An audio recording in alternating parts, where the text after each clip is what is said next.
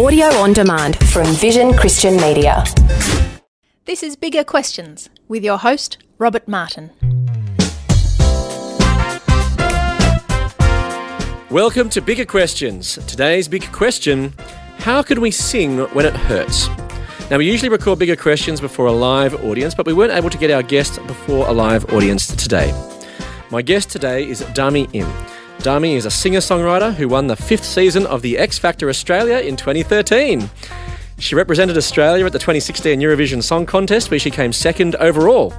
She's released numerous chart-topping albums and top 20 hits, and she joins me now. Dami. Hi. Welcome to Bigger Questions. Thank you for having me. me. So great to have you. Normally we welcome you with a rapturous applause from our audience. That sounds pretty rapturous. Yeah, that's excellent. So, now, Dami, you sung at grand finals, Eurovision, and on national television. So do you get nervous before a performance?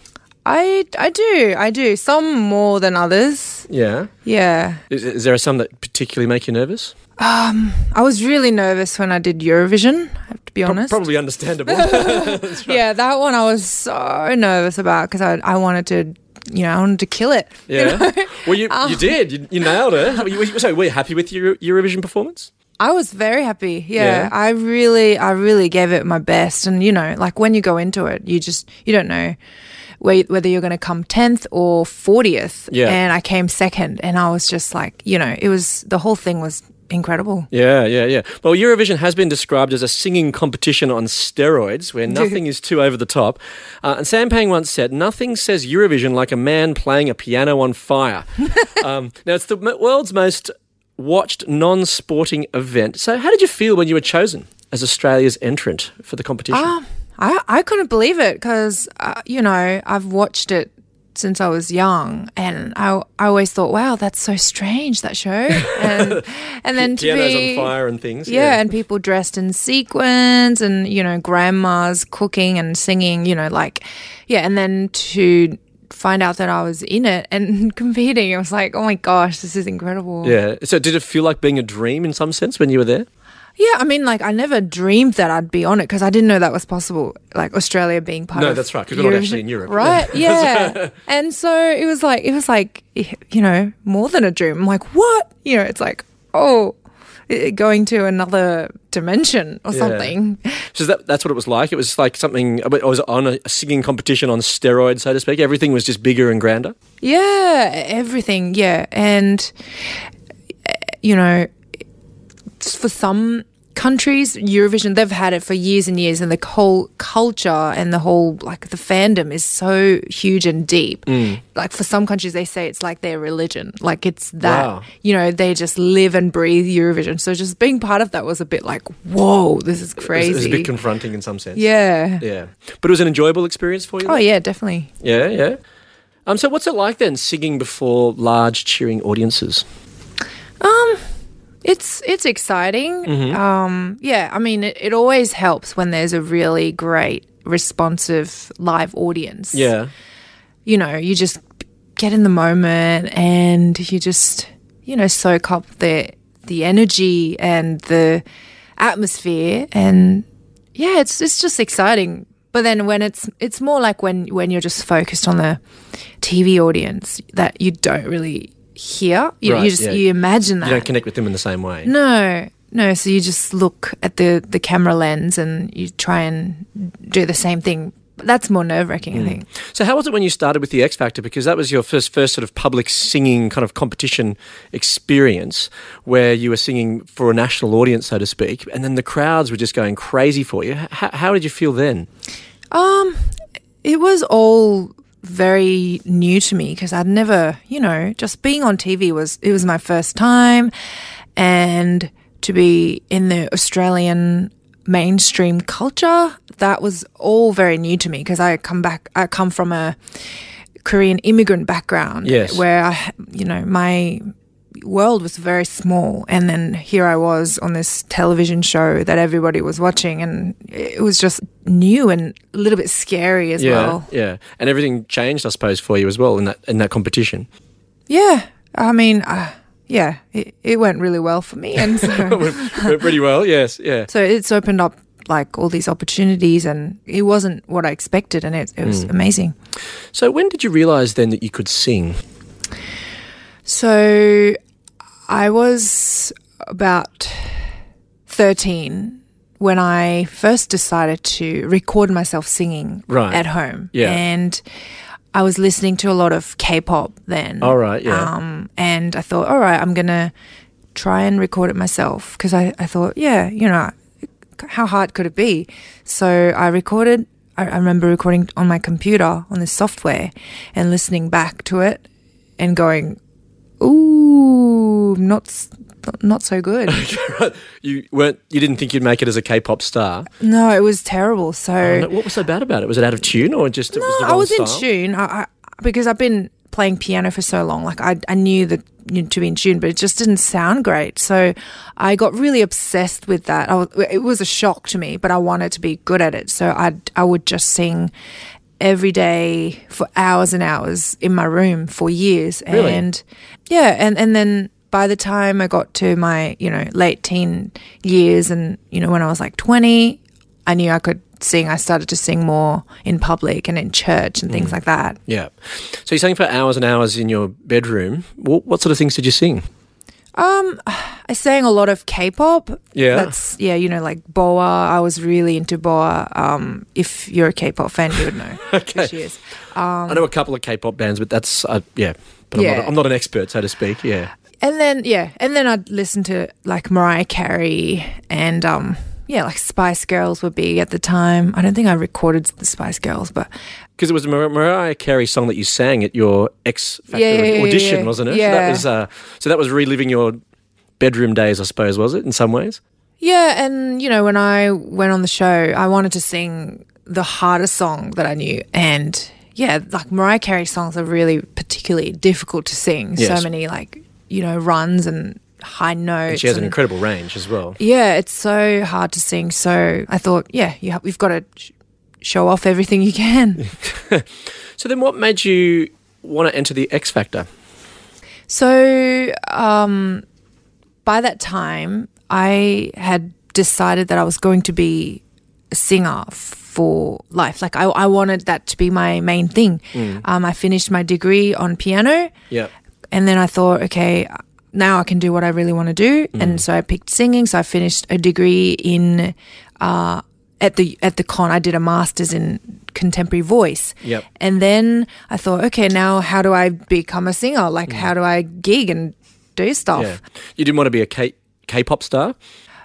I did some things in Korea as well, but not as a K-pop. I did like gospel music. I did Yeah. CCM, Christian. So like singing at youth camps and, you know, little church, you know, special like singing, you know, during the service and things like that. And I recorded my own album, like a Christian album. But it was just really difficult because most of it was in Korea and I was still living in Australia. So it was like I couldn't sustain it, and I didn't really have a career in Australia, even though this was home. So I thought, like, I've got to do something. Yeah. And X Factor sort of came up, and I thought, all right, well, I'm going to give it a go. Yeah, and it was a big decision for you. Now, it's promised that singing competitions like the X Factor can change your life. So has your life changed much since the competition? Yeah, sure did. Yeah, it really did. Yeah, I mean, it really got me to be able to do, you know, music as a, you know, living. And, and I got to record albums, like tour, work with a major label and travel everywhere. Like it's been good. So now you're living what you were aiming to do, I suppose, be a singer. So you've achieved it. That's what I wanted to do. So, you know. Yeah. And it brings you satisfaction and joy? Yeah, sometimes. Most times, yes. Sometimes? Yes. Why do you say sometimes? No, are most there times. challenges in the industry? I guess with every industry, you know, you can't just, it's not always easy and like rosy all the time. From the outside, there's sparkles, glitter, lights, glamour, and pianos on fire at times. But that's not how it is on the inside necessarily. Well, yeah, I mean, that, you know, it's a very competitive industry. So you've got to be always pushing and working really hard to make things happen, just navigating through the industry, like working with different people, how it works with the label, how it works with, you know, television. Like it was all very new to me. So I think it took me a few years to understand like what I wanted to do in this industry and what kind of music I wanted to make, who I was as an artist, who I am as a person, all of that. And I think it's only more recently that I'm like, I feel like I really know what I want to do. I want to write my own songs. I want to tell my stories and, you know, like have a strong vision for where I'm heading. Whereas before then I was sort of like, oh, what's going to happen? Kind of go with the flow a little bit. So you're trying to find your place, so to speak, and you've had a few years to do that, but now you've sort of worked out, this is my niche, this is where I'm going to go. Yeah, exactly. Well, because legendary singer-songwriter Van Morrison once said, music is spiritual, the music industry is not. So does that give a bit of an insight, perhaps, into the challenges of life in the music industry? Yeah, I don't know. I don't know about that. Music is spiritual and industry is not. Well, yeah, you know, it's like I think to do what you're really passionate about, you got to sacrifice a lot for that as well, and that's just comes with it, the stress and the, you know, the pressure, and you just got to learn how to overcome that and still be able to enjoy the process without getting caught up in all the tension and the stress. So can it be hard to enjoy things when you've made big sacrifices? Depends what the sacrifice is, but I mean, yeah, sure. I mean, I think for me what's important is doing something every day, like knowing that you're going in the direction that you would like to head rather than just being aimless, you know. Yes. Every day you're moving forward towards the kind of person you want to be, the kind of direction that you'd like to head, I think, and that's all we can do, right? Yeah. Now, commentators, critics and the general public can be very critical of those in the public life. So is receiving criticism hurtful? I guess, yeah. I mean, it's hurtful for everybody, right? Yeah. Is it different being more in the public light to receive criticism? Yeah, I mean, no one likes receiving criticism, and I think when you're in the public eye, you just have to expect there's going to be criticism. You know, no matter what you do, you can't really make everybody happy or like you. So I guess part of the skill is to try and not pay attention to every kind of criticism that comes your way. And focus on what you actually would like to achieve. Yeah. So is it easy for your self-worth to be tied up with where you are on the charts? Yeah. Yes. I mean, yeah, I've spoken about this before in my shows, but it's like sometimes you get caught up with the chart position, with whatever result that you get. You just got to focus on the bigger picture, I guess. The bigger picture, yeah. So what's the bigger picture for you then? For me, well, I don't know. It changes all the time. Like, you know, I'm always trying to figure out and grow. For me, I always say like working with Compassion, Compassion Australia, is one of the things that does help me stay grounded and feel like I'm doing something, at least something that is helpful for someone, helping children that are in need with like, because sometimes you do stuff, you're working hard, and you feel like, oh, is this even doing anything? Is this making any difference to the world? Yeah.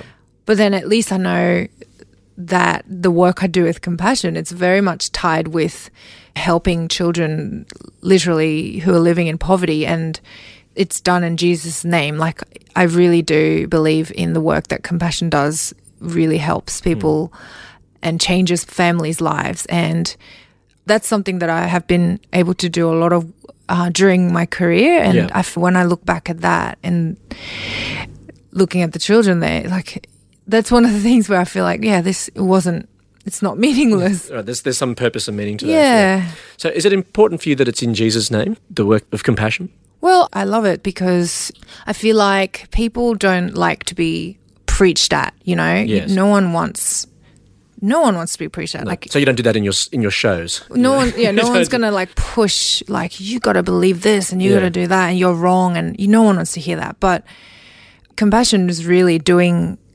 what Jesus wants you to do in action, like putting it in action, helping people in need, helping the community through churches around the world. And it's really powerful when I actually went and saw the work they did. And with their slogan, they're not shy about it, that they do it in Jesus' name, but then they're also speaking much louder with their actions, not just their slogan. Not just the slogans, no. Now, you are a Christian believer, as we've just discussed, and this is a key part of your story. So, but why is that? Can you tell us your story? What convinced you that the Christian message was something worth following and believing? Well, for me, I grew up in the church. My mum always took me to church since I was young. Mm-hmm. And when I first came to Australia, we went to a Korean church, and it helped us to adjust in a new country. Right. So that was actually helpful in the adjustment process as you change countries. You know, just there's a community around us. But I think I only started to think about the faith more seriously kind of as I got older, like university age, and started to question. And then during uni, it was all about serving the church and doing lots of things, being the leader and song leader and doing everything like that. And yeah, I was really into it, like very involved. And then what happened was I think I got a bit burnt out by that. Right, yeah. Just being like, sometimes you do things out of guilt rather than the joy or the grace of it, and you just go, what, you know, you just feel guilty for not doing stuff. But then after X Factor, I wasn't able to be like that anymore, like on that scale. Mm-hmm. And I guess that's when I started to question, like, what does this actually mean? Like, does my faith still... Is this still okay? Like, what does it actually mean to be a Christian? And, you know, it doesn't mean that I have to be a full-time worker at church, or can I still be outside and be doing things as a Christian, you know, believer? And I mean, I'm always thinking about how to be, like, what it means to be a Christian, and you know. But I guess one thing I really learned was that it's God's grace that is really amazing, not all the work that I have to do, and, you know, showing off that I go to all these services. Because, like, there used to be a service at church every day, and we were very much encouraged to attend very much, like, you know, there was so much pressure to, you know, be there all the time. But I have this burning question, like, but what about, like, didn't Jesus call us to go outside to church? Right, so if we're all here, who's going outside? That was my question. That was a big issue for you. Yeah. And then with X Factor, it sort of pushed me outside, and I was like, what do I do? I don't know what to do outside. Like, do I just keep saying, Jesus, what do I do? But yeah, like now with my church, they're very supportive of what I do. And I love that there's a community that I connect with on a regular basis that pray for me and support the work I do, but also, you know, I can just be honest to them about my questions and things I have about Christianity and how it actually fits into this picture. Yeah. They keep you grounded in some sense. Definitely, yeah. Yeah. You mentioned before about grace being sort of amazing. Were your understanding of it, the grace became amazing. So why was it so amazing to you? What was the thing about grace that made it so good? Well, I guess every other religion in the world, there's great religions everywhere, but it's always about what you do and how you achieve a good life and how you become the good person through whatever you do. But with Christianity, the biggest difference is that it's not what I do, it's what Jesus did. And giving your life to Jesus and trusting him, that's grace, right? Just trusting. And when you actually grasp that, it's like, it's pretty overwhelming. Like, so he's done everything for you. You don't have to do. And it's I think that's really amazing, but also a challenge, because sometimes I think we treat it like it's so cheap as well. Right, yeah. But when I think about it, it's still amazing that God would still accept, you know, so people like me. It's liberating for you then? Definitely. It's, you know, when I'm really fully immersed in that grace, it's incredible that, like, somebody would love me like that. So does your faith help you then with your self-doubt or with seeing yourself as your chart position? with my faith, it's, really about seeing what's really important in life. Yeah. And it's not what I actually do with my life, how much success I have. At the end of the day, it's about my relationship with God and knowing that He's in control and always trusting that He's got my best interest and He's got a great plan for my life, rather than, if I don't get this, if I don't do this, I'm going to be a failure. So, and it's really easy to forget, let's be honest. Yeah. Sometimes I just get so caught up. Success is a good thing. There's nothing wrong with success. But it can be very blinding, and you just get so caught up in it. But yeah, when I step back and go, actually, you know what, God knows what's best for me, and if if something happens and things don't go to plan, which always, nothing ever goes to plan anyway. When you wanted to win Eurovision, I suppose, coming second. That I disagree. I was happy with that. Okay. Always, you you have to step back and go, actually, I'll still praise God, because He's the one that truly loves me, not in a superficial way that I want Him to, but in a deeper way. Now, Dami, you've released a song, Crying Underwater. It seems quite personal and a more meaningful song than many other popular songs. And you mentioned before about, you've found your sort of niche, so to speak, where you're trying to write with your songs. So why did you write the song? So Crying Underwater is, when you're crying underwater, essentially no one can see whether you're crying or not. And I was talking to my friend, Michael Tan, and we were saying how, there's so many people around us that are feeling sad and feeling depressed, but they are unable to talk to anybody about it, and they feel this pressure to pretend that they're fine and they're happy. And I think with Instagram and social media, everyone just posts how happy they are, #blessed, and so you feel like you're the only one going through that sadness. And I felt that myself as well. So I started writing this song. I just wanted to talk about that in my song. Yeah. Now, music is often so uplifting, and there's many happy songs. So is it hard to sing about hurt and suffering? I guess it can be, scary. That's the scariest part, being vulnerable with my songwriting, talking about how I actually feel, which isn't always you, great, no. And just opening about it. And it's scary, but I think it's important to do that as well. Yeah. Now, many of the themes of your song, Crying Underwater, are also found in the Bible. For example, in Psalm 69, verses 2-4, the psalmist writes, "I sink in the miry depths where there is no foothold. I have come into the deep waters. The floods engulf me. I am worn out, calling for help. My throat is parched."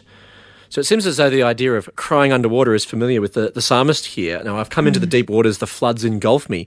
So does it surprise you that the Bible has these profound emotions recorded in it? Yeah, I mean, that's pretty cool. That's, Yeah, I mean, it's amazing that the Bible records these emotions. Yeah. I mean, it's even the Bible isn't always everything's fine, it's going great because God is here. They go through these struggles, and it's, I think it's human to go through different emotions and the hardships, and sometimes, deep despair and doubt. And I think it's encouraging that the Bible talks about that and is quite honest about it rather than trying to sugarcoat it. Yeah, there's a real honesty of life there. Yeah. Now, the Psalms were sung and probably would have been sung. So how do you think this psalmist would have been singing about floods engulfing him? I don't know. That sounds, maybe this is a new song perhaps for you. I don't know. Yeah. So you're a Christian believer. So how does God help you when you feel like you're crying underwater? For me, I don't know. I think I used to struggle with feeling like I shouldn't be sad all the time. Because, ever since I was young, I used to go through these ups and downs where I go down and it just feels horrible. It just feels sad. But then I felt guilty that I was sad. You know, like, I've got nothing to be sad about. Why am I like, is this because I don't trust God or what's going on? But then I think knowing that God was with me even through those emotions and he understands me rather than judging me for feeling down, for me that has been helpful. And yeah, just waiting for it to be better rather than just fighting against it. I think that for me was helpful when I was feeling very depressed. And you know, whether you're a Christian or not, you will go through sadness. Some people will, you know, you'll face depression. And I think it's important to understand that God is with you, with us in that as well. He's not going to judge you for feeling that way. But I guess just like your Psalms reference, like, it's important that you be honest with God and just stay with him even in those when you're in those places. And maybe, you know, God will help you understand other people better who are going through similar things. That's how I feel about myself. Well, because there's another verse in the Bible, in the Psalms as well, which has really helped you in the past. So Psalm 23:4, even though I walk through the darkest valley, I will fear no evil, for you are with me, your rod and your staff, they comfort me. So this has been a real comfort to you in difficult times, knowing that God's been with you? Yeah, absolutely. Yeah, of course. Yeah. Thank you so much for joining us today for Bigger Questions. Oh, it's been great to hear something of your journey. Very something of your deep. journey. Final question as we finish up. So, Dami, how can we sing when it hurts? I guess just understand that it does hurt sometimes, and that's part of being alive. That's right, yeah. Yeah, sometimes you gotta be vulnerable and you sing. Well, for me, I sing and people listen and they feel comforted because they're not alone. And for you, having God with you is a comfort as well. Absolutely. Well, let me leave you with some of the Bible's answer to this big question. How can we sing when it hurts? From Psalm 69, I have come into the deep waters, the floods engulf me. And also from Psalm 23, even though I walk through the darkest valley, I will fear no evil, for you are with me, your rod and your staff, they comfort me. I look forward to you joining us next time for Bigger Questions. Thanks very much to our guest today, Dami Im. Thank you. Enjoy Bigger Questions? You can help us keep asking them for as little as $1 a podcast. Support the show. Go to patreon.com/biggerquestions. Thanks for taking time to listen to this audio on demand from Vision Christian Media. To find out more about us, go to vision.org.au.